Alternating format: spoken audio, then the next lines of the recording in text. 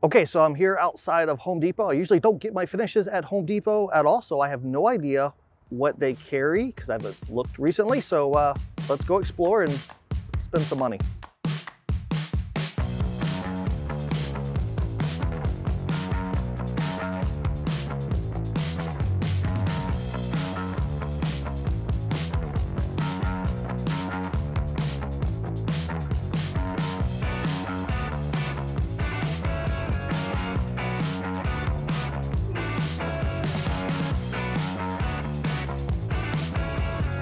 All right, let's go.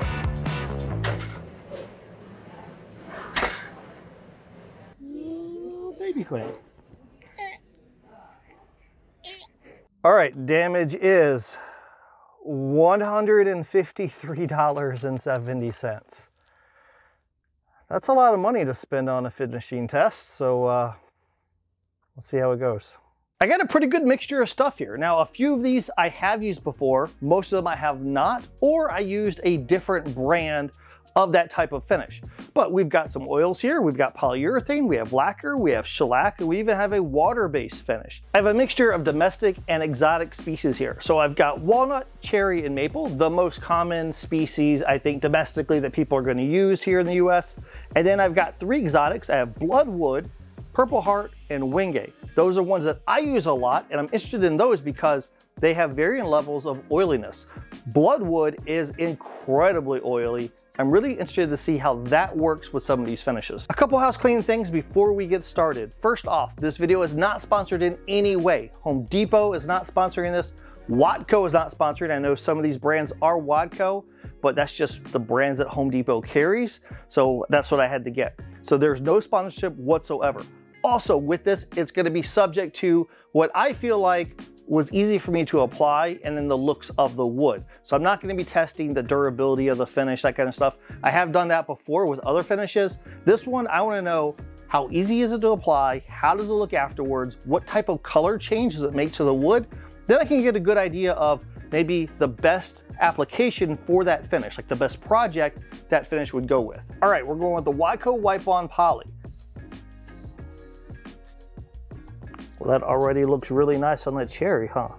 Maple is the most important species in this entire test for me because I use a lot of maple holly in my projects, and I'm interested to see how it turns the color in this. Now for the exotic species, the bloodwood. That was a vivid piece of Purple Heart. And y'all know that I do love me some Wingate, so I wanted to test it on that.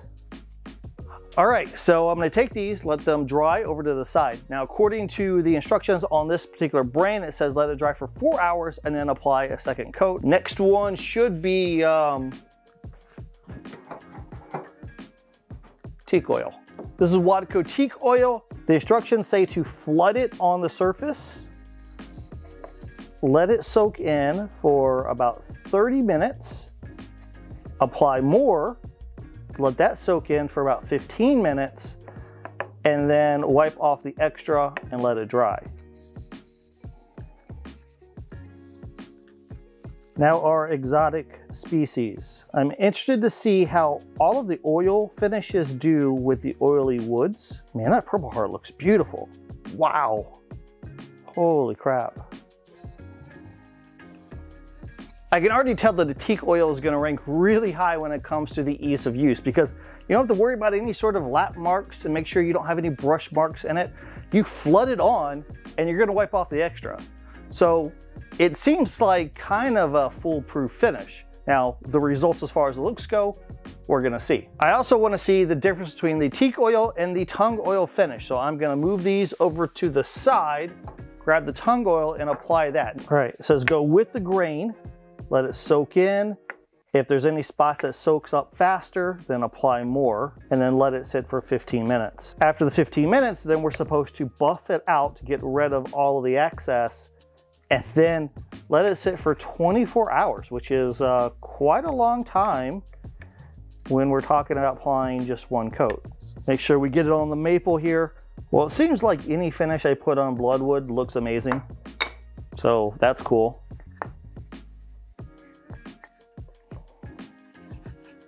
Next, we're going to use shellac. Now, there is a little bit of back and forth in the woodworking community as far as, do you use the canned stuff or do you get your shellac flakes and then dissolve it in denatured alcohol? Either way, do whatever works for you. Also with this, you can dilute this as much as you want. So some people will take it right out of the can and use a heavy cut. Some people will dilute it with denatured alcohol and figure out what ratio works for them. I'm just going to use it right out of the can. Okay, I'm going to keep it super simple. But if you don't like doing that, that's cool. You can dilute it if you want to. You can apply shellac in a bunch of different ways. First, you stir it if you're using the canned stuff, and then you can apply it with a rag, with a brush. You could spray it if you want to. The thing is, just make sure that you are applying it quickly and evenly because it dries insanely fast. All right, the maple test. I've used shellac a lot before, but I've never applied it to exotic woods. So let's see how this works.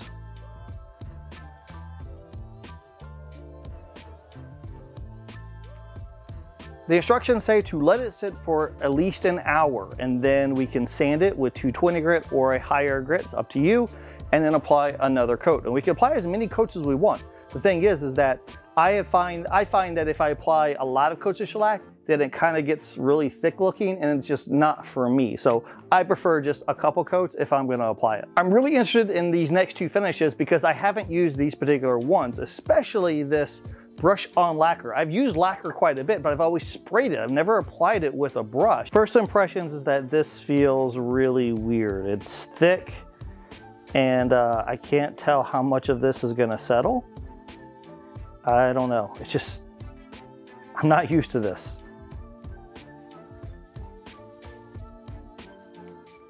All right, applying the lacquer was pretty miserable, I'm gonna say, and I haven't used lacquer in so long that I kind of forgot how much the VOCs are. I didn't wear a respirator, and I should have wore a respirator because it's kind of stinky. All right, last one is the water-based finish. Now again, I'm interested in this because I have tried other brand water-based finishes before, and I wasn't really happy with the lack of color it provides to the wood. I wasn't necessarily looking for something to look oily, you know, that dark, rich color, but the other ones I've tried looked like they were almost raw wood, and I'm interested in this brand. We'll see how it does. It's weird seeing a finish go on white, so it looks like milk. The maple, let's see. The exotic species should be interesting because in my experience with other water-based finishes, didn't really do a whole lot to show off the awesomeness of those exotic woods. There you have it, 6 different types of finishes, all with the first coat done. Now, when it comes to these finishes, some of them say you're one and done. Some of them say apply at least 2 coats. Some of them say they recommend 3 coats. So what I'm gonna do is follow the instructions on each one and apply multiple coats if it says to do that.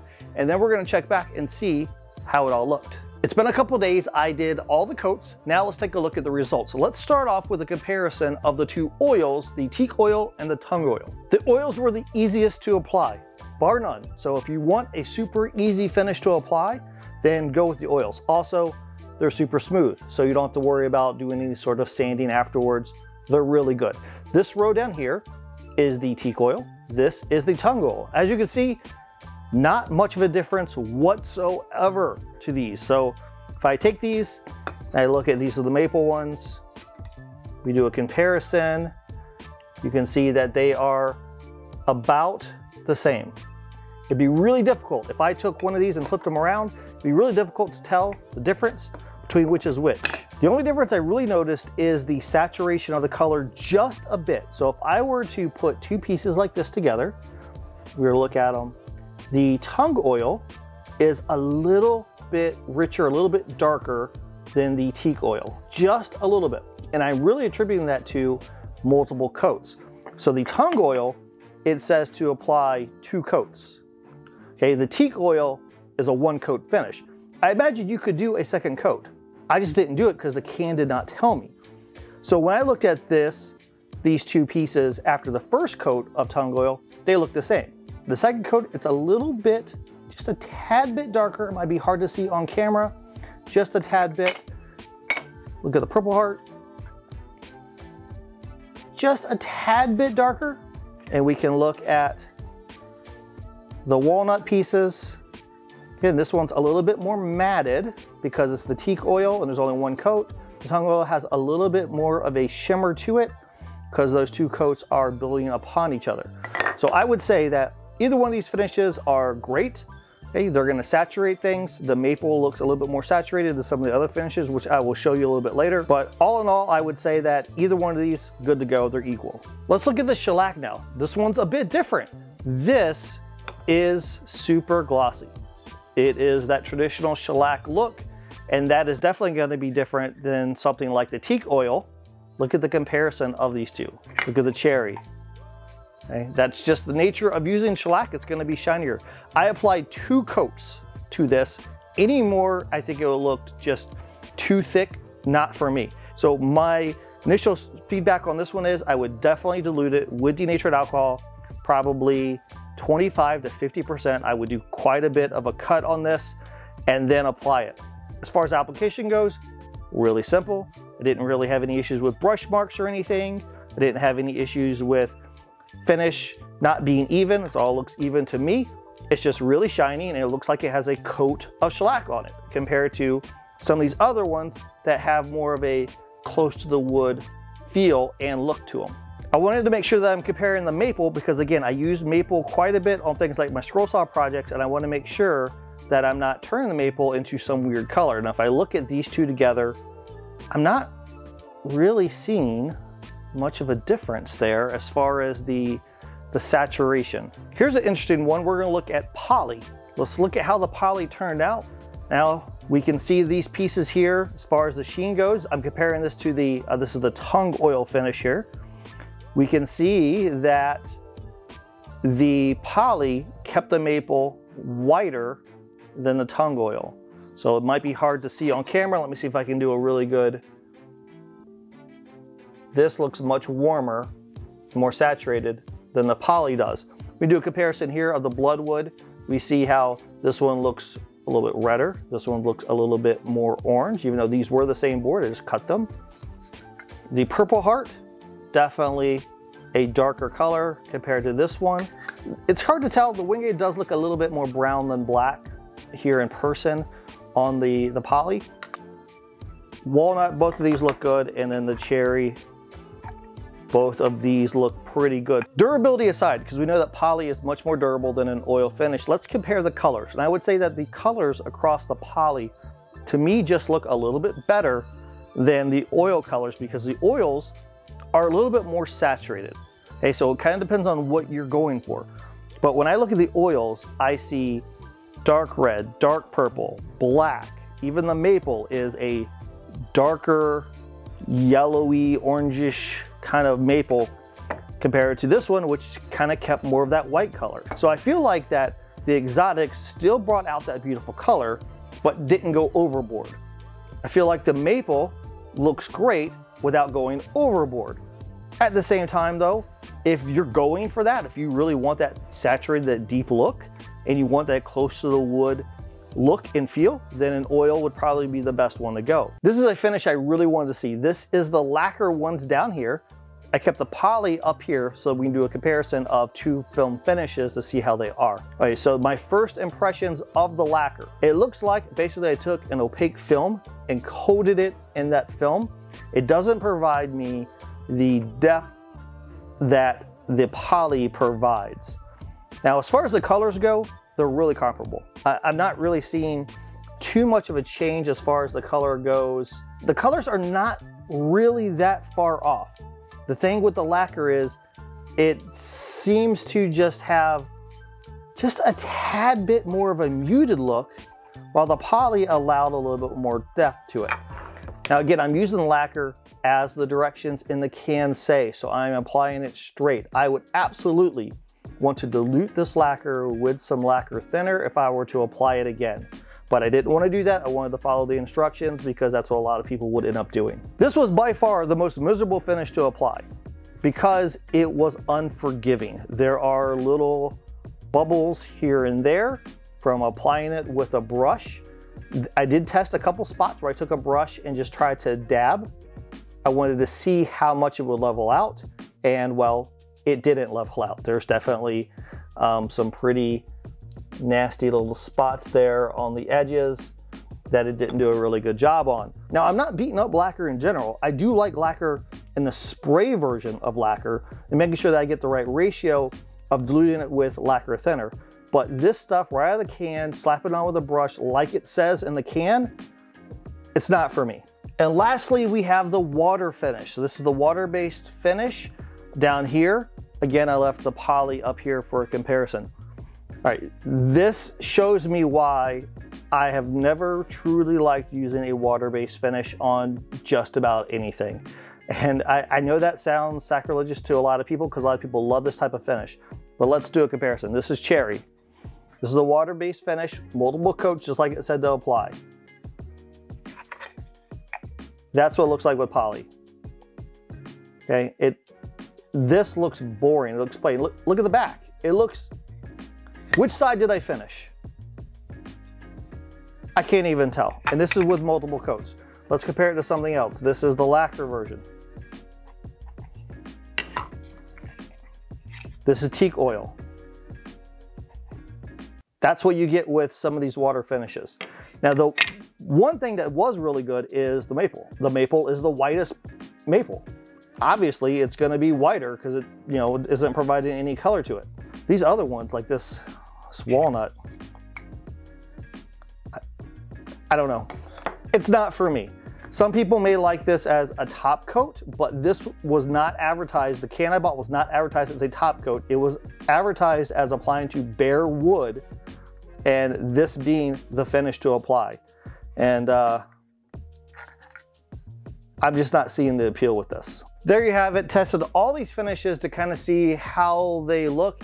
And my final results, my completely subjective final results, is that out of all of these, if I was doing a scroll saw picture with a lot of different colors, I would do a polyurethane.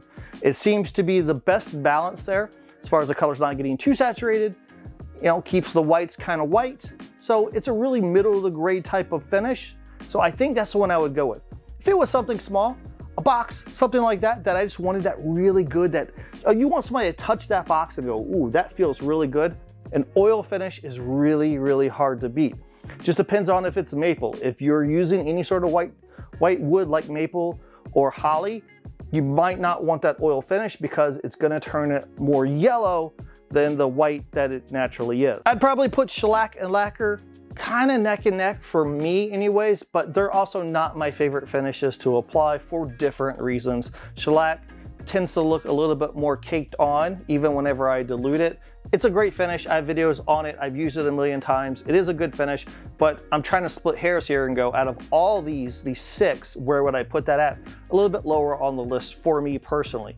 And then the lacquer can look absolutely beautiful. It can hit the right colors, but it's so finicky and it's caustic to apply that I kind of push it off to the side a bit. Okay, and then dead last is the waterborne finish.